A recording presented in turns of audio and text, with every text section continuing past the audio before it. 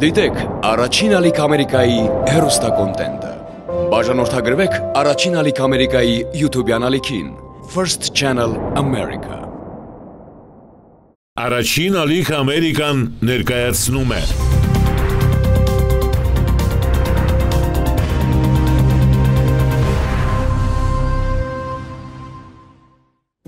Հայրենիքի հանդեպ սերը գերբնական եւ անչափելի մի զգացմունք է, որ միշտ տեղ ունի մեր կյանքում։ Եթե անգամ որևէ հանգամանքով պայմանավորված երկար ժամանակ հայրենիքից դուրս ենք ապրում։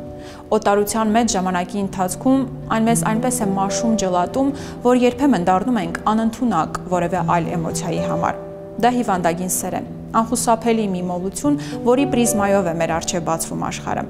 Ողջույն, առաջին ալիք Ամերիկայի եթերում հայրենագիծն է, որի առանցքում աշխարհի տարբեր բնակավայրերում ապրող մեր հայրենագիծների հայրենադարձության պատմություններն են։ Հայրենադարձությունը ուղղակիորեն կամ անուղղակի առնչվում է ոչ միայն տեղացիներին, այլև ողջ աշխարհի հայության կյանքին։ Ինչպես են մարդիկ, որոնք ծնվել եւ կայացել են աշխարհի տարբեր երկրներում կամ երկար տարիներ ապրել են հայրենիքից հեռու, մի օր որոշում գալ եւ հաստատվել հայրենիքում։ Ինչ խնդիրների եւ մարտահրավերների են բախվում նրանք եւ ինչպես է նրանց ճանապարհը դառնում նոր հույսերի եւ հնարավորությունների սկիզբ։ Այս բոլոր հարցերի պատասխանները միասին կգտնենք մեր թողարկման ընթացքում։ Այսօրվա մեր հյուրն է Հայաստանի Հանրապետության զբոսաշրջության կոմիտեի նախկին նախագահ Սիսիան Պողոսյանը։ Սիսիան, ողջույն, ինչպես եք։ Բարև ձեզ, շնորհակալություն, դուք ինչպես եք։ Լավ, շնորհակալություն։ Շատ հետաքրքիր անուն ունեք։ Սկսենք հենց դրա նախապատմությունից, ծնողներն են որոշել։ Այո, իհարկե, իմ ծնողները Թեհրանում ծնված մեծացած ալիք թերթում էին աշխատում եւ իրանց աշխատանքի ընթացքում Հայաստանի քարտեզում իշպատին եւ երբ եկավ թե իմ եղբորը, թե իմ անունը որոշելու, իրանք սենց եզակի անուններ են միշտ սիրել եւ քարտեզը նայելով իրանք Սիսիան քաղաքի անունը շատ են սիրել եւ այդպիսի եղավ իմ անունը։ Հաշտեք ձեր անվան հետ։ Փոքր ժամանակ երևի մի քիչ դժվար էր, որովհետեւ ուրիշ Սիսիան անունով չկար, մանավանդ նաեւ հետո Կանադա մեծանալու ընթացքում Սիսիան ասելը մի քիչ դժվար էր հենց կանադացիների համար, բայց ինչքան որ մեծացել եմ, ավելի շատ եմ սիրել իմ անունը եւ մանավանդ հիմա Հայաստան ապրելու։ Խոսենք ձեր նախնիների մասին, որտեղից են սերում ձեր արմատները, ինչ գիտեք նրանց մասին, ինչպիսի պատմություն ունի ձեր ընտանիքը եւ ինչպես է հայտնվել մեր հարևան Իրանում։ Իմ պապիկի ծնողները նաև եւ իրանց ծնողները Իրանում են եղել շատ տարիների ընթացքում եւ իմանալով որ հայերը Իրանում են գտնվել 400-500 տարի առաջ, այսինքն ես վստահ եմ մենք նաև շատ ժամանակ առաջ իմ նախնիներ շատ ժամանակ առաջ են տեղափոխվել Իրան եւ այդպիսի մեծացել ենք այնտեղ։ Դուք ծնվել եք Իրանում։ Դպրոցահասակ եք, երբ ձեր ընտանիքը որոշում կայացրեց տեղափոխվել Կանադա։ Ինչու հենց Կանադա, որն էր տեղափոխության պատճառը, ինչ եք հիշում այդ ժամանակահատվածից։ Ես 12 տարեկան եմ եղել, որ տեղափոխվել են Կանադա, իհարկե շատ դժվար ժամանակ էր մեր համար, որտեվ փոքր ժամանակ անգլերեն լեզու չէինք խոսում ես ու եղբայրս, եւ երևի Կանադան իմ պապան միշտ այն ժամանակ, որ ուզում էինք տեղափոխվել, ուսումնասիրում է տարբեր երկրներ, որ երկրները մեզ կարող է ավելի շատ հետաքրքիր ուղղություններ նաև մեր առաջ տնի, թե ուսումի կապված, թե ապրելակերպի կապված եւ այն ժամանակ իմ պապան մաման որոշել են, որ Կանադան երևի ամենաճիշտ որոշումն է։ Տեղափոխությունը այն էլ այնպիսի ավանդապահ երկրից, ինչպիսին է Իրանի Իսլամական Հանրապետությունը, իր մեջ շատ փորձություններ եւ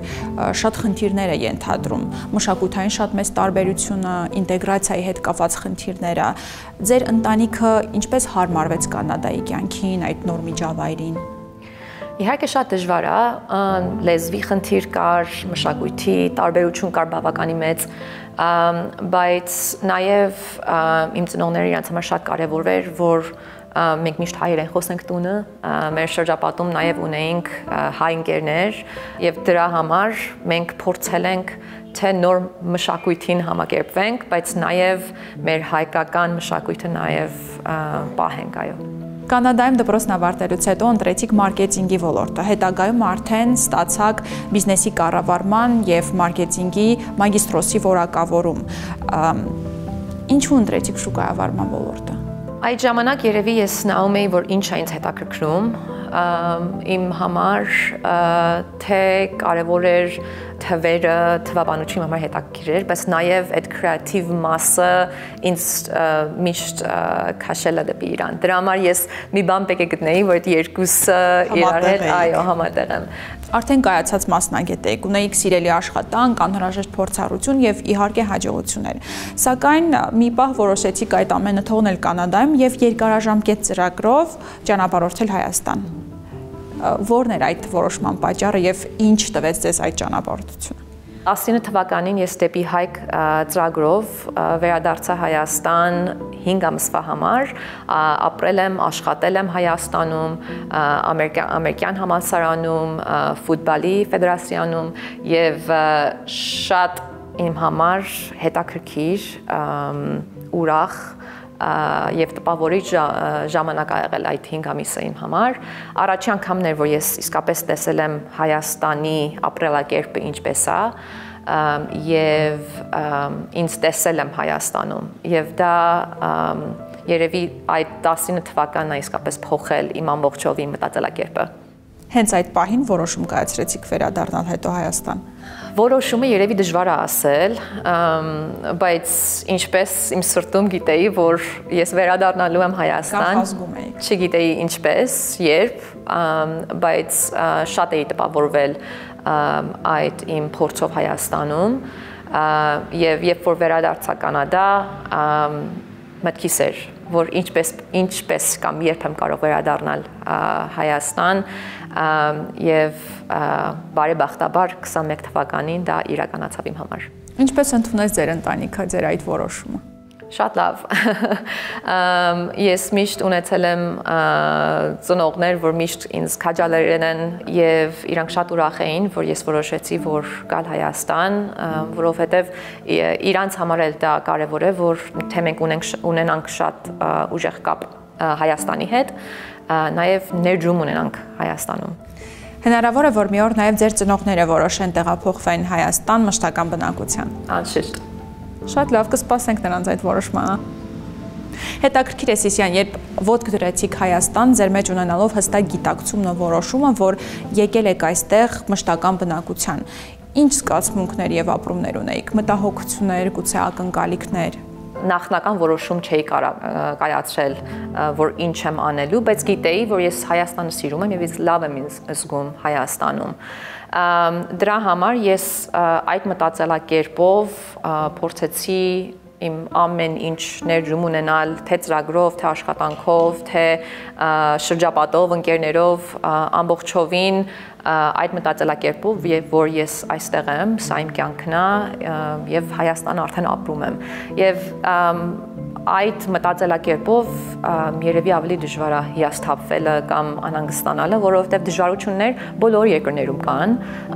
բայց երևի կապ ունի, որ քո մտածելակերպը ինչպես է եւ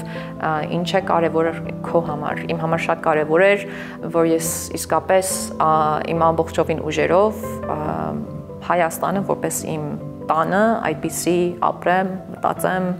եւ դա արդեն իմ համար իսկապես եղավ իմ երևի ամենալավ որոշումը։ Հայաստանի հետ փաստորեն զուլվեցիք։ Այո, եւ իմ համար բավականին հեշտ էր։ Շատ կան, որ հարցնում են, «Օ, ինչ դժվար է Կանադայից վերադառնալ, մանավանդ Հայաստանում հայերի հետ խոսելը», իրանց համար շատ դժվար է հասկանալը, որ այդ պայծառ երկիրը Կանադան թողել ես, եկել ես Հայաստան ինչպես, բայց իմ համար այդպեսի ես երևի չեմ մտածել երևի այդպես։ Իմ համար Հայաստանն է եղել այդ երկիրը, որ ես իսկապես տեսել եմ որպես իմ ապագան, մի տեղ, որ իսկապես կարող եմ ներդրում ունենամ, ուրախ լինեմ, ուրախ ապրելակերպ ունենամ, եւ դա ամբողջովին իմ համար հեշտ որոշում է եղել։ Սիսիան, փաստորեն ստացվում է ձեր հայրենադարձումից ընդամենը 3 ամիս անց ստանձնեցիք Հայաստանի Հանրապետության զբոսաշրջության կոմիտեի նախագահի պաշտոնը։ Ինչպես դա եղավ, արդյոք պատրաստ էիք դրան եւ արդյոք այդ պաշտոնը համապատասխանում էր ձեր նախասիրություններին, համոզմունքներին, հետաքրքրություններին։ Երևի դժվար է ասել պատրաստ, որովհետև երբեք երևի պատրաստ չես դա այդ մեծ պարտականության ընդունել եւ դա իսկապես իմ համար պարծանք էր, բայց նաեւ բավականին մեծ պարտականություն, որ ես փորձեցի նաեւ արագ համընկնել դրան, սովորել երևի ամբողջովին մտածելակերպով նաեւ այդ ժամանակ իմ համար բավականին դժվար էր իսկապես, որովհետև ես իմ աշխատանքը իսկապես սիրում էի, ես արդեն որպես մարքեթոլոգ աշխատում էի հենց զբոսաշրջության կոմիտեում, բայց չէի մտածում, որ ամբողջովին այդ պաշտոնը ընդունելով կղեկավարեք այո, ամբողջովին, եւ դա մի քիչ դժվար էր նաեւ մտածելը, ընդունելը, բայց բավականին շատ խելացի մարդիկ կային իմ շուրջը, որ նաև երևի տեսել են, որ ես ինչքան եմ սիրում Հայաստանը եւ իսկապես ուզում էի փորձեի իմ ուժերով ինչ փոքր փոփոխություններ կազմակերպել ոլորտում, նաև կոմիտեում եւ փորձենք փոքր փոփոխություններ կատարելով առաջ տանենք ոլորտը։ Զբոսաշրջության ոլորտը բավականին համարձակ մարքեթինգային ռազմավարություն է ենթադրում։ Այդ ընթացքում ինչ միջոցներ եւ արշավներ է կիրառել, որպեսզի Հայաստանի զբոսաշրջային ներուժը ավելի ներկայանալի դարձնեք աշխարհում։ Ամբողջովին ես ուսումնասիրեցի մեր ոլորտը, ինչ խնդիրներ ունենք, այդ 3 տարիների ընթացքում նաև մենք բյուջեն ենք բավականին մեծ չափով բարձրացրել, որ իսկապես դա մեծ խնդիր էր մեր համար, եւ ավելի մեծ բյուջե ունենալով նաև կարող ենք ճիշտ արշավներ կազմակերպենք միջազգային շուկայում։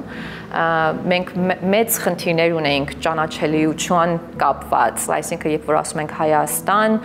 քարտեզի վրա մեզ ոչ ոք չգիտե մենք որտեղ ենք, եւ ավելի մեծ բյուջե ունենալով նաև մենք փորձեցինք համագործակցել ավիաընկերությունների հետ, բավականի հետաքրքիր հոդվածներ են գրվել այս վերջի 3 տարվա ընթացքում Հայաստանի մասին, ճանաչողական այցեր են կազմակերպել տարբեր երկրներից դեպի Հայաստան, որ Հայաստանը տեսնելով մենք մենակ չասենք, մենք չգովենք մեր գեղեցիկ Հայաստանի մասին, բայց նաև ուրիշ պարբերականներին բերելով Հայաստան, իրանք տեսնեն, իրանք շոշափեն, իրանք գրեն եւ դա ավելի հասկանալի է ուրիշ զբոսաշրջիկների համար միջազգային շուկայում։ Եվ նաև ցուցահանդեսներ, միջազգային ցուցահանդեսներ ենք մենք գնում ավելի մեծ մասշտաբով եւ դա իսկապես արդեն հետաքրքիր էր վերջի տարիների ընթացքում, որ Հայաստանը տեսնում էին այդ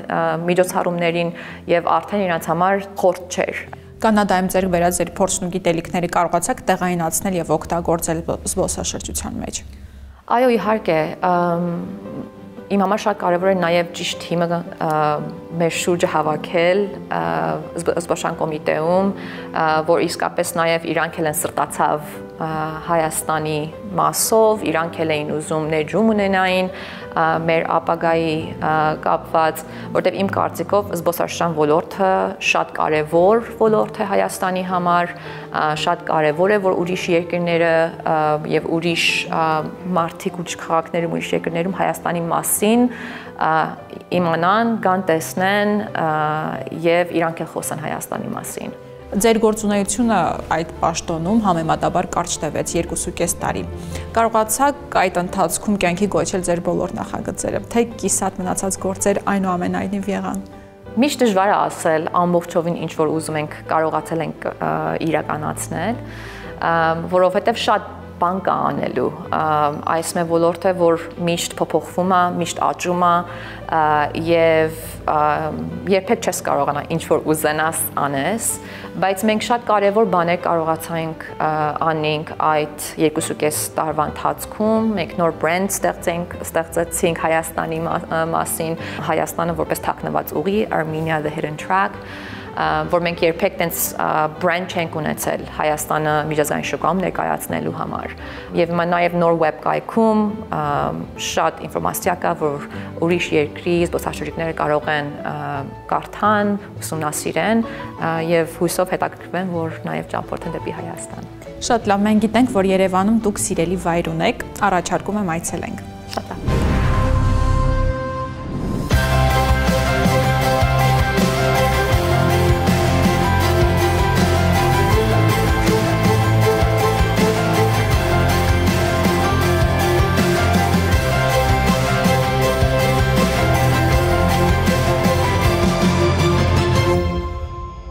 Գաֆեսճան արվեստի կենտրոնում ենք։ Ինչ եք զգում այստեղ։ Այս բարձր աստիճանների վրա նստած, իհարկե խաղաղություն, հանգստություն, եւ երևի այդ գաղափարը, որ ամեն ինչը հնարավոր է, եւ մեկ-մեկ լինում է կամ մենակ կամ ընկերներով բարձրանում ենք, նստում ենք, խոսում ենք, քննարկում ենք, վայելում ենք գեղեցիկ տեսարանը եւ իսկապես մեզ շատ երջանիկ ժամանց ենք ունենում այստեղ։ Երբևէ ունեցել եք պահեր, երբ խճճված մտքերով գաք այստեղ եւ հանգստանաք։ Կարծեմ բոլորը ունենա դա, դրանք որ մանավանդ Երևան են ապրում, հաճախ կտեցնես լավ եղանակը լինելով, օրինակ այսօրվա նման, կբարձրանան աստիճանները, կնստեն, կմտածեն, կնայեն եւ դա շատ ուրախ եւ sense հանգիստ պահ է մեր մոտ։ Ներկայումս զբաղվում եք մարքեթինգով եւ պրոդյուսինգով եւ եթե չեմ սխալվում, մի ֆիլմի պրոդյուսեր եք այս պահին։ Զբաղվում եք նաեւ կինոարտադրությամբ։ Մեր հեռուստադիտողների համար մի փոքր կբացեք փակագծերը։ Ինչի մասին է ֆիլմը, ովքեր են դերասանները եւ որտեղ են ընթանում նկարահանումները։ Իհարկե, այս վերջի մի քանի ամիսվա ընթացքում նաև պատիվ եմ ունեցել որպես պրոդյուսեր մի հատ շատ հետաքրքիր ֆիլմի վրա աշխատել։ Իմ ընկերուհին Անժելա Ասատրյանը թե գրել է այս ֆիլմը, թե որպես ռեժիսոր այս կինոյի վրա եւ շատ հետաքրքիր սփյուռքահայ խումբ ունենք, որ դերասան են այս ֆիլմի մեջ եւ դեկտեմբերին եւ հունվարի մեկ նկարահանել ենք Հայաստանում, թե Երևանում, թե Մարզելում, եղել ենք Դիլիջան, եղել ենք Գեղարդ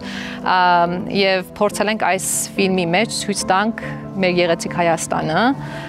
ներկայացնենք ինչա Հայաստանը ներկայացնում միջազգային շուկայում եւ հույս ունենք, որ թե որպես հետաքրքիր ուղղություն դա հետաքրքիրներին կան Հայաստան, մեզ շատ կարևոր էր, որ մեր մշակույթը ներկայացնեինք, ցույց տայինք մեր գեղեցիկ բնակավայրերը եւ նաեւ հույս ունենք կարողանանք հետաքրքրենք ուրիշ ռեժիսորներին, կարիք չի հայ լինեն, որ գան նաև Հայաստանում ֆիլմ նկարեն։ Ինչ ժանրեր եք առհասարակ նախընտրում։ Ամեն ինչով ես հետաքրքրված եմ ճիշտն ասած, բայց այս ֆիլմը հենց մենք նկարել ենք նոր տարվա ընթացքում, դեկտեմբերին եւ հունվարին, եւ ռոմանտիկ կոմեդիա լինելու,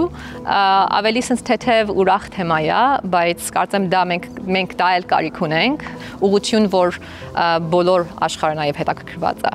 Սիսյան, դուք ապրել եք եւ Կանադայում եւ Հայաստանում, ընդ որում ներգրաված եք եղել եւ մասնավոր եւ պետական սեկտորներում։ Որտեղ եք ձեզ ավելի հանգիստ զգում, որտեղ եք ավելի ոգեշնչվում եւ որտեղ եք ձեզ տեսնում ապագայում։ Մասնավոր եւ պետական ոլորտները շատ տարբեր են։ Դե պետական ոլորտում աշխատելը եղել է իսկապես շատ պարտականություն կրող աշխատանք, շատ լուրջ եմ դա ընդունել եւ իսկապես զգացել եմ, որ իմ աշխատանքը արդյունք ունի եւ դրա արդյունքն էլ տեսել եմ, որ իսկապես դա իմ սրտի մոտ է եւ երբեք երևի դա ես չեմ փոխի։ Բայց իհարկե մասնավոր ոլորտում ավելի արագ է ամեն ինչ փոխվում, շարժվում եւ առաջ գնում եւ երևի որպես մարքեթոլոգ ավելի արագ կարող եմ աշխատանքը անեմ, կատարեմ եւ արդյունքը տեսնեմ, դրա համար երևի առաջ գնալու համար ավելի շատ մասնավոր ոլորտում եմ լինելու։ Ինչով են նման Կանադան եւ Հայաստանը որպես երկիր, որպես պետություն։ Բոլոր երկրները դժվարություններ ունեն, թե Հայաստանում կարող է լինի դա որպես փոքր երկիր կամ Կանադայում որպես մեծ երկիր։ Իմ համար կարևոր է ժողովրդի վերաբերմունքը այդ դժվարություններին եւ ես Հայաստանը փոփոխությունը շատ արագ տեսնում եմ եւ շատ մեծ պոտենցիալ ունի որպես երկիր եւ Հայաստանում զգում եմ ինչ աշխատանք ես անեմ, ավելի շատ մեծ արդյունք եմ տեսնելու եւ դա իսկապես իմ համար շատ կարեւոր է։ Հայաստանը Կանադայի հետ նաև շատ ուժեղ մշակութային հարաբերություններ ունի, ընդ որում դա կարելի է զարգացնել նաև զբոսաշրջության առաջընթացով։ Այս առումով այս կապը ինչպես կարող է ազդել Հայաստանի զբոսաշրջության եւ էկոնոմիկայի զարգացման վրա։ Հայաստանի ամբողջովին զբոսաշրջության ոլորտը իսկապես շատ մեծ պոտենցիալ ունի։ Մենք ունենք շատ գեղեցիկ երկիր, շատ հին մշակույթ եւ շատ բաներ ունենք ներկայացնելու միջազգային շուկայում։ Դա լինի Կանադայի ժողովրդին կամ ուրիշ երկրների։ Այս պահին ավելի շատ կենտրոնացած էինք եւ երևի դեռ կանք աշխատել այն երկրների հետ կամ ներգրավենք այն զբոսաշրջիկներին, որ ավելի հեշտ եւ արագ կարող են հասնել նաեւ Հայաստան։ Դե Կանադայից Հայաստան բավականին երկար ճանապարհ է։ Դրա համար ավելի շատ մոտ երկրներից, Եվրոպայից ենք տեսնում զբոսաշրջիկ շատ, Էմիրատներից, Ռուսաստանից, Վրաստանից, Իրանից, մեր հարևան երկրներից, բայց նաեւ Եվրոպայից տեսնում ենք շատ մեծ պոտենցիալ, որ զարգանա մեր ոլորտը Հայաստանում։ Եվ մեր վերջին հարցը, որը ուղղում ենք մեր բոլոր հյուրերին, որն է ձեր հորդորը, կոչը, ուղերձը բոլոր այն մարդկանց, ովքեր այս պահին երկմտում են Հայաստան տեղափոխվելու վերաբերյալ, ինչ կարող է տալ նրանց Հայաստանը, ինչպես կարող է փոխվել նրանց կյանքը հայրենիքում։ Երևի Հայաստան տեղափոխվելը կարող է շատ ռիսկային երևա կամ վախենալի կամ շատ մեծ քայլ, բայց կարամ ասեմ, որ ամեն ինչ կարիք չի տենց շատ մեծ դժվարությամբ նայել, հա, օրինակ ես իմ համար ես կարող եմ իմ կապված խոսել, ես տեղափոխվեցի Հայաստան մտածելով, որ 1 տարի եմ լինելու Հայաստանում, բայց 2.5 տարի անց դեռ այստեղ շատ ուրախ երջանիկ ապրում եմ եւ տեսնում եմ իմ ապագան Հայաստանում։ Դա չէ միայն հայրենասիրության կապված, բայց նաեւ ես անձամբ շատ ուրախ երջանիկ հանգիստ եմ զգում Հայաստանում։ Զգում եմ, որ ներդրում ունեմ Հայաստանում, իմ աշխատանքի արդյունքը տեսնում եմ շատ արագ եւ ապրելակերպը ամենակարևորը շատ հետաքրքիր է իմ համար։ Մանավանդ ընտանիքների համար, երբ որ տեսնում ես երեխեքը ինչ երջանիկ են մեծանում Հայաստանում, հայերեն լեզուն խոսելով, իրենց մշակույթի մեջ մեծանալով, ապահով երկրի մեջ ամենակարևորը դա շատ կարևոր է իմ համար եւ դրա համար բոլորին կքաջալերեմ, որ մտածեն դրա կապված, կարող է չէ որ ամբողջովին սկզբնական դժվար լինի, ամռան գալը մի քանի ամսով փորձել, հասկանալ եւ մտածել ինչպես են կարող այդ իրանց կապը Հայաստանի հետ ավելի ուժեղացնեն։ Շնորհակալություն Սիսիան, շատ հետաքրքիր զրույցի համար։ Ես էլ եմ շնորհակալ։ Սիրելի հեռուստադիտողներ, այս թողարկման ընթացքում Իդեմը Սիսիան Պողոսյանի ծանոթացանք եւս մեկ բանիմաց եւ նշանակալից հայ երիտասարդի հայրենադարձության պատմությանը։ Հայրենադարձներն իրենց վերադարձով թարմացնում են կապը հայկական դարավոր ավանդույթների, մշակույթի, պատմության եւ ներկայի միջև։ Այստեղ մենք եւս անելիք ունենք։ Պետք է շարունակենք աջակցել մեր բոլոր հայրենադարձներին, ստեղծելով մի միջավայր, որը կօգնի նրանց լիարժեք ներգրավել հայրենիքի կյանքին։ Շնորհակալություն, որ մեզ հետ էիք։ Կհանդիպենք։